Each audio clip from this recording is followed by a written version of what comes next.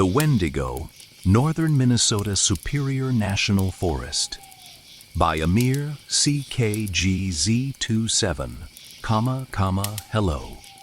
Today, I am going to tell you about an experience of mine.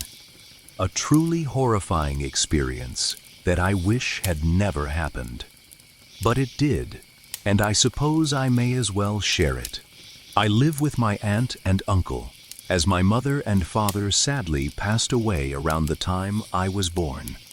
They have taken great care of me ever since. They feed me, look after me, and treat me with the same love and care any parent would. My uncle has always loved the wilderness, especially camping deep within it. One day, he asked me if I wanted to go camping with him in the Superior National Forest, a seemingly endless forest filled with enormous pine trees. Around this time of year, temperatures dropped extremely low, meaning the nights would be freezing. I reluctantly agreed. I didn't really have anything better to do besides sit in my room and watch television. I had heard many stories online about the forest. People claiming, "That forest is haunted," or "I saw something strange out there."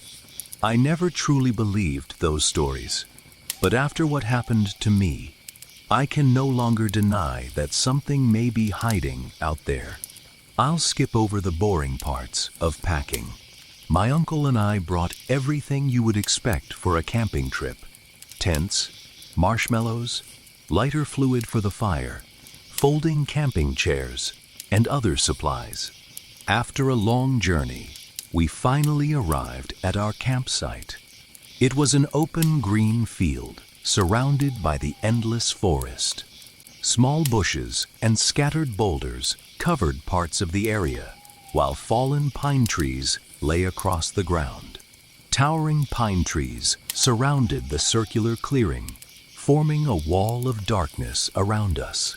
We decided to set up camp near the edge of the field, with the tree line behind our tents and the open clearing stretching out in front of us. During the day, you could see beyond the first few trees into the forest. There were rocks, bushes, fallen branches, and all kinds of wildlife. Foxes, hedgehogs, coyotes, and countless other creatures. My uncle and I slept in separate tents. His was green, while mine was gray. We built our fire directly in front of the tents, occasionally adding lighter fluid to keep the flames alive. I would also collect fallen branches and twigs behind our tents to throw into the fire. Eventually, the sun disappeared beneath the horizon, and night surrounded us. The moon was full and incredibly bright, almost illuminating the entire campsite. My uncle and I sat in our folding chairs beside the fire, relaxing while listening to the sounds of the wilderness around us. We heard the distant howls of coyotes, the hoots of owls resting high above in the trees, and the constant chirping of crickets hidden in the grass beneath us. Then something strange happened. All of those sounds suddenly stopped. Completely. The entire forest went silent. The only thing we could hear was the wind blowing through the trees, causing the branches to sway gently above us. No crickets, no owls, no coyotes, nothing. The entire forest had gone. Quiet. My uncle and I brushed it off, assuming the animals had simply moved away and continued sitting by the fire. Then I heard something. A bush about 20 feet to my left, opposite my uncle, who sat on my right, began moving. The leaves shook, the branches swayed, then, suddenly, stopped. A few seconds later, I heard twigs snapping, but the strange thing was, the sound wasn't coming from the bush. It was coming from everywhere. One moment, it sounded like it was in front of us. The next, it was behind us. It was almost as if whatever was making the noise was intentionally moving around us. And whatever it was fast. Eventually, the sounds stopped. But then something else happened. I saw two bright yellow eyes staring at me from the tree line to my left, around 30 feet away. The bush where the noise had come from was only about 10 feet away from them. I knew they were eyes because they were positioned close together, but something immediately bothered me. They never blinked, not once.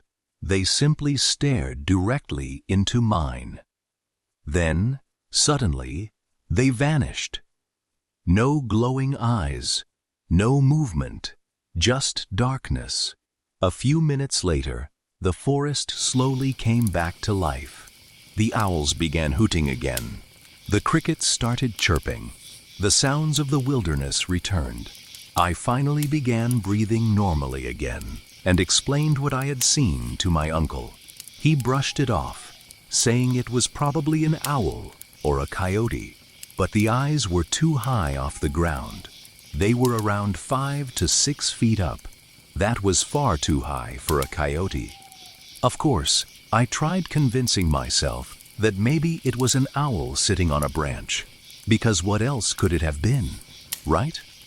A couple of hours later, my uncle and I decided to put out the fire and go to sleep. We packed the remaining marshmallows into the small mini fridge inside my uncle's tent. That night, I couldn't sleep. My mind kept returning to what I had seen. What was it? Why did everything go silent when it appeared? Then, around 2 or 3 a.m., the animals went quiet again. The fire was completely gone, since we had extinguished it earlier. The only light I had was the pale glow of the moon. Then I saw something, a shadow. It slowly emerged from the tree line, and it began walking toward us, toward my tent. My heart dropped. My entire body froze. I tried calling for my uncle, but no sound came out. I couldn't move. I was completely paralyzed by fear. The thing approaching me had 2 long, thin arms, unnaturally thin. Its torso was just as thin, almost skeletal. Every part of it looked wrong. I could barely see its head, but I managed to recognize those same bright yellow eyes staring back at me from the tree line earlier. It was looking directly at my tent, and it kept walking closer, slowly, carefully. The tent suddenly moved. I could see it more clearly. It had hands with long claws at the end of each finger. They touched the top of my tent. I had no idea what it was trying to do, but I knew it wasn't good. My heart was racing. I struggled to breathe. Goosebumps covered my entire body. Then the worst thought entered my mind. Was this thing trying to get inside? Did it know I was here? The creature made a noise I couldn't describe. It sounded almost like laughter, except distorted, wrong, more animal than human, but it was definitely laughter. This thing was intelligent enough to laugh. Then it started shrieking. The sound was unbearable, a piercing, unnatural scream that echoed through the forest. It sounded almost angry, as if it was frustrated that it couldn't tear open my tent. Then, the worst possible thing happened. The creature stopped, completely still. Then, it started walking toward the entrance of my tent. The zipper, It knew exactly where it was. It was walking directly toward it.